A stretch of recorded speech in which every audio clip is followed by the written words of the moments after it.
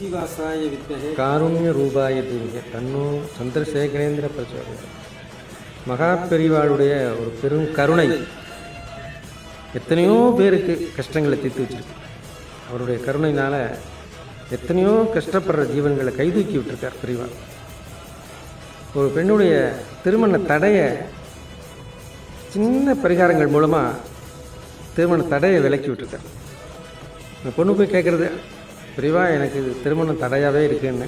உடனே அவர் சொல்கிறார், சூரிய உதயத்துக்கு முன்னாடி ஒவ்வொரு வெள்ளிக்கிழமையும் மகா கணபதிக்கு கொஞ்சம் பாலாபிஷேகம் பண்ணு, அருகம்புல் சாப்பிட்டு கொஞ்சம் கல்கண்டு நேவதியம் பண்ணு. இதை பண்ணிவிட்டு மாத்மார்த்தமாக விநாயகரை நீங்கள் பிரார்த்தனை பண்ணிக்கோ, சீக்கிரம் திருமணம் நடைபெறும்னு நீங்கள் பிரார்த்தனை பண்ணிக்கோ. அதான் சொல்கிறார். பெரியவா சொன்ன பரிகாரங்களை அந்த பொண்ணு அழகாக பண்ணுறேன். திருமணம் நிச்சயம் ஆகுது. அதோடு இல்லை, அந்த குடும்பம் வந்து ஒரு பெரிய வித்வத் உள்ளதாகவும் பல சௌரியங்களையும் கொண்டு வந்து அந்த விநாயகர் கொடுத்துருக்கார். அப்பேற்பட்ட அந்த மகிமையான அந்த பரிகாரம் திருமண தடையை மட்டும் போகலை.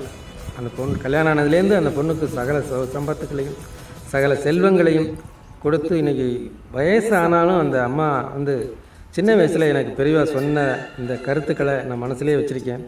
நான் செய்ய எனக்கு இன்னும் உடம்பு ஆரோக்கியமாகவும் இருக்குது, மனசில் ஒரு சந்தோஷம் இருந்துகிட்டே இருக்குது அப்படின்னு சொல்கிறேன். ஏன்னா மகா கருணை வடிவாக இருக்கக்கூடியவள் மகா பெரியவா.